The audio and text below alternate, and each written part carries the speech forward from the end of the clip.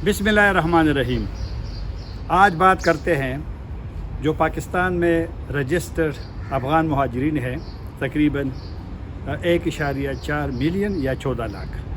आज 30 जून उनकी जो POR कार्ड है, प्रूफ ऑफ रजिस्ट्रेशन कार्ड, उसकी मुद्दत 30 जून 2025 यानी आज पीर के दिन ख़त्म हो गई है। अभी तक पाकिस्तानी हुकूमत ने POR जिनके पास कार्ड है, रजिस्टर्ड अफ़गान है, उनकी मुद्दत यहाँ जो पाकिस्तान में वो रहते हैं उसमें तोसी नहीं हुई है। एक तशवीश है रजिस्टर्ड अफ़गानों में, और ऐसे वक्त में तशवीश पैदा हुई है कि जो पाकिस्तान गैर कानूनी कहता है और जिसके साथ अफ़गान सिटीज़न कार्ड, उनकी वापसी का अमल इस वक्त जारी है। तो जो POR कार्ड है, जिसको हुकूमत पाकिस्तान ने नादरा जो रजिस्ट्रेशन इदारा है, उन्होंने ये कार्ड्स दिए थे। जो UNHCR है, अक़वाम मुत्तहिदा का इदारे बराए मुहाजिरीन, उनके मशवरे से, उनकी फंडिंग से। तो इसका फ़ैसला तोसी का काबीना ने फ़ैसला काबीना करती है, और काबीना के गुज़िश्ता इजलास में ये मौजू एजेंडे पे नहीं था। अब देखना है कि जो आइंदा इजलास होगा, जो कभी जुमेरात को होता है, कभी जुमे को, और कभी अक्सर मंगल वाले दिन होता है, तो अभी फ़ैसला नहीं हुआ। हमने सुना है कि इसी महीने जून में एक इजलास हुआ था जिसमें तमाम स्टेक होल्डर्स थे।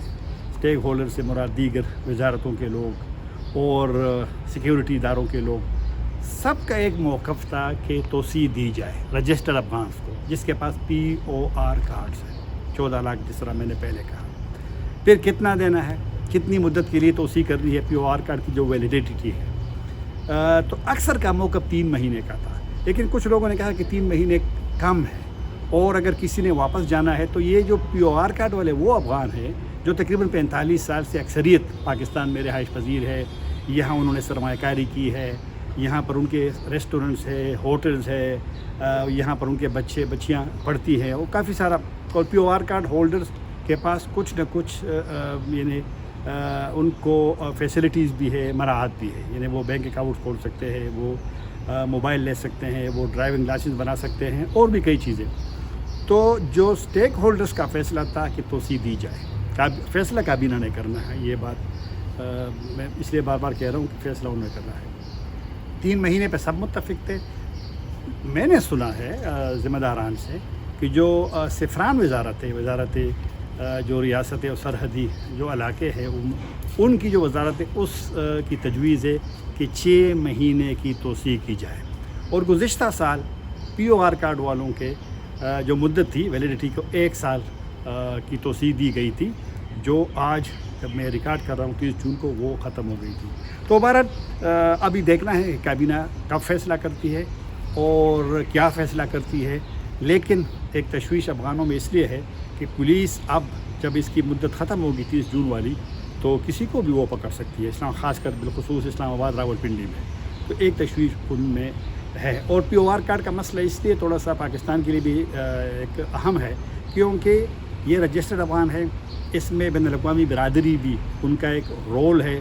कुछ हमारे बैनुल अक़वामी मुआहिदे हैं, कुछ उसका भी इसमें रोल है। तो मेरे ख़्याल में एक तरफ़ा तौर पे पाकिस्तान कैंसिल नहीं कर सकता।